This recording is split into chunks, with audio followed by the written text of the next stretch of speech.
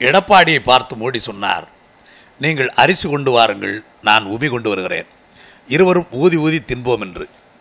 மோடியை பார்த்து எடப்பாடி சொன்னார், நீங்கள் அரிசி கொண்டு வாருங்கள், நான் உமி கொண்டு வருகிறேன், இருவரும் ஊதி ஊதி தின்போம் என்று. இரண்டு பேருமே விடாக்கண்டன் கொடாக்கண்டன் என்பது எல்லோருக்குமே தெரியும். இருவருமே ஈய மாட்டார்கள், இரக்கமற்றவர்கள். ஆனால் கொடுப்பதைப் போல நடிப்பார்கள். இவர்கள் நடிப்பு சமீபத்தில் வெளிச்சத்துக்கு வந்தது. ஏழை விவசாய தொழிலாளர்களுக்கு ஆண்டுக்கு 6000 ரூபாய் தரப்போகிறேன், அதில் முதல் தவணையாக 2000 உடனே தரப்போகிறேன் என்றார் மோடி. 2000 தரவில்லை. ஏன் தரவில்லை? தர முடியவில்லை. ஏன்?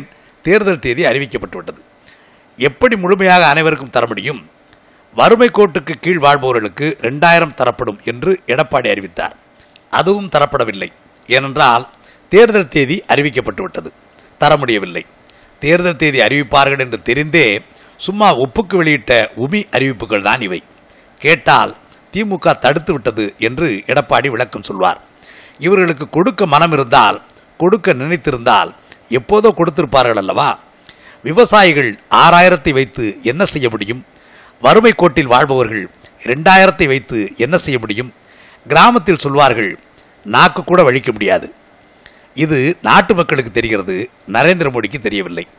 இந்த சூழ்நிலையில்தான் ராகுல் காந்தியின் அறிவிப்பு முக்கியத்துவம் பெறுகிறது. இந்தியாவின் ஏழ்மையை ஒழிப்பதற்கான இறுதி முயற்சி இது என்ற முன்னுரையுடன் ராகுல் காந்தி செய்துள்ள அறிவிப்பின்படி மிகவும் ஏழ்மையில் உள்ள 5 கோடி குடும்பங்களுக்கு குறைந்தபட்ச வருவாயாக ஆண்டுக்கு தலா 72,000 ரூபாய் கிடைக்கும். அப்படியானால் மாதத்திற்கு 6000 ரூபாய் கிடைக்கும்.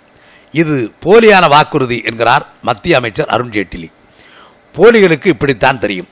நான் அருண்ஜேட்லியிடம் சொல்லிவிட்டுத்தான் இந்தியாவை விட்டு வெளியேறினேன் என்றாரே விஜய் மல்லையா, அந்த போலி ஜேட்லி தான் அவர். இது சாத்தியமில்லை என்கிறார் அவர். மோடி ஆட்சியில் கார்ப்பரேட் நிறுவனங்களுக்கு கடன் தள்ளுபடி செய்வதை தவிர எதுவும் சாத்தியமில்லை தான். பொதுத்துறை வங்கிகளுக்கு செலுத்தாமல் நிலுவையில் வைத்திருந்த 2 லட்சம் கோடி ரூபாய் வாராக்கடன்களை தள்ளுபடி செய்வது சாத்தியம் என்றால் இது சாத்தியமில்லையா? 2014ஆம் ஆண்டு நாடாளுமன்ற தேர்தல் பிரச்சார கூட்டங்களில் பேசும்போது சப்கா சாத் சப்கா விகாஸ் என்றார் மோடி.